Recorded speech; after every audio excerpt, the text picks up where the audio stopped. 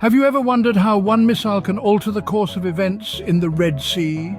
Let's dive into it. On a seemingly ordinary Friday, the 26th of January 2024, the tranquil waters of the Red Sea were disrupted by a missile attack. The unsuspecting target was a British oil tanker, the Marlin Luanda, operated by the trading firm Trafigura. Yemen's Houthi rebels, who have been launching wave after wave of attacks on commercial vessels, claimed responsibility for this unforeseen attack. The missile struck the fuel tanker, igniting a fire that rapidly consumed one cargo tank on the starboard side. The sudden eruption of flames on the high seas was a sight that held both terror and awe. On board the Marlin Luanda, the crew sprang into action. They deployed firefighting equipment to suppress and control the growing inferno. Throughout this ordeal, Trafigura remained in constant contact with the vessel, monitoring the situation with bated breath. Meanwhile, reports of the incident began to flood in. The United Kingdom Maritime Trade Operations Agency, along with the British maritime security firm Ambre, received reports of vessels being struck in the Red Sea near Yemen's Aden. A fire had broken out on board, they were told. The Houthi military spokesperson confirmed these reports, announcing that their naval forces had targeted the British tanker causing the fire.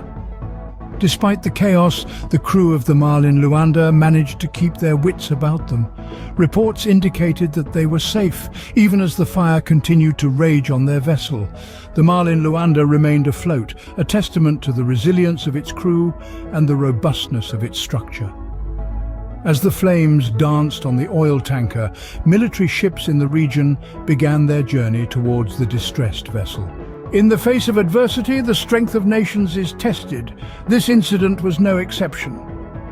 In response to the Houthi attacks, the US and UK demonstrated their resolve with a strong military response.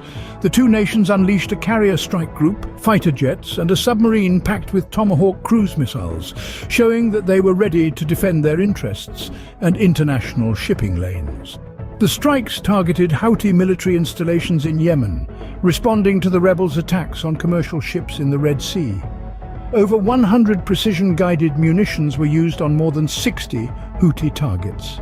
These included command and control nodes, munitions depots, launching systems, production facilities, and air defense radar systems. The UK deployed 4 RAF Typhoon fighter jets armed with Paveway 4 guided bombs. These targeted Houthi facilities used for launching cruise missiles, drones, and reconnaissance. The US, not to be outdone, deployed the USS Florida, a nuclear-powered submarine armed with Tomahawk land attack missiles. Over 15 FA-18 Super Hornets from the USS Dwight D. Eisenhower aircraft carrier were also involved in the operation. The carrier was accompanied by Arleigh Burke-class guided missile destroyers and the USS Philippines Sea, a guided missile cruiser. The response from the US and UK didn't stop there.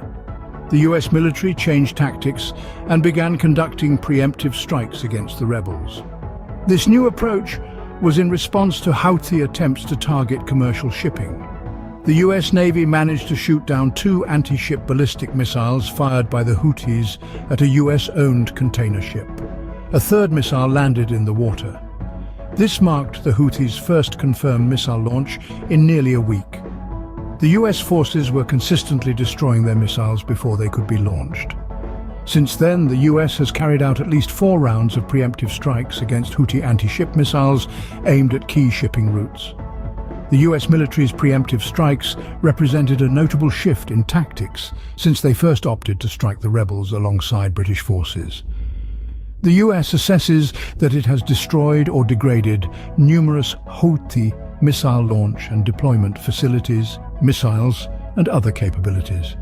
However, the Houthis still retain some of their capabilities, and additional strikes are not ruled out.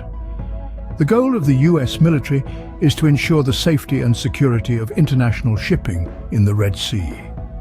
As the dust settled, the US and UK had made their stance clear. Attacks on international shipping would not be tolerated. The echoes of the missile attacks still reverberate in the Red Sea. What does this mean for international shipping? In the wake of the Houthi missile attack on the Mall in Luanda, the waters of the Red Sea have become a stormy cauldron of escalating tensions.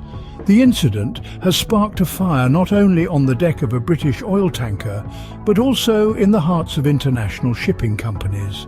These companies, once confident in their routes through the Red Sea, find themselves re-evaluating their paths due to the rising threats. The Houthi campaign, seen as a response to Israel's military operations in Gaza, has been incredibly disruptive to international shipping.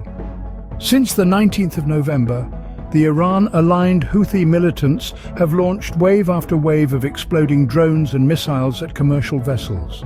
This relentless assault has forced some companies to suspend transits through the Red Sea. Instead, they now opt for the much longer, costlier journey around Africa, a detour that comes with its own set of challenges and increased operational costs. These attacks have not only disrupted international shipping, but have also heightened tensions in the region. The Red Sea, once a bustling artery of global commerce, now mirrors the precarious state of international relations. The retaliatory strikes by US and British warplanes, ships and submarines against the Houthi forces have only added fuel to the fire, indicating a potential for further conflicts. However, amidst this chaos, one thing remains clear. The safety and security of international shipping are paramount. The US military's goal to ensure this security in the Red Sea has led to a shift in their tactics. They now conduct preemptive strikes against the rebels, consistently destroying their missiles before they can be launched.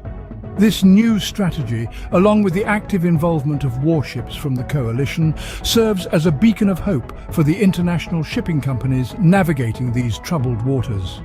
In the wake of escalating tensions, the Red Sea remains a testament to the unpredictable nature of international relations. The aftermath of the missile attack on the Mall in Luanda has left ripples that will be felt for a long time to come, reminding us all of the fragility of peace in this interconnected world. From missile attacks to military responses, the events in the Red Sea have sent ripples across the globe.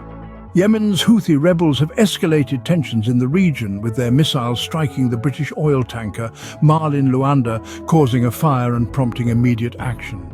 This incident has led to a striking response from the US and UK, who have shifted tactics and launched multiple rounds of preemptive strikes against Houthi military targets and missile facilities. The repercussions of these actions are far-reaching, impacting international shipping routes and causing companies to suspend transits through the Red Sea, opting for longer and costlier journeys around Africa. Despite the US and UK's efforts, the Houthis still retain some of their capabilities, and with the situation remaining volatile, further strikes are not ruled out. As we continue to monitor the situation in the Red Sea, one thing is certain. The world is watching and waiting for the next chapter in this complex narrative.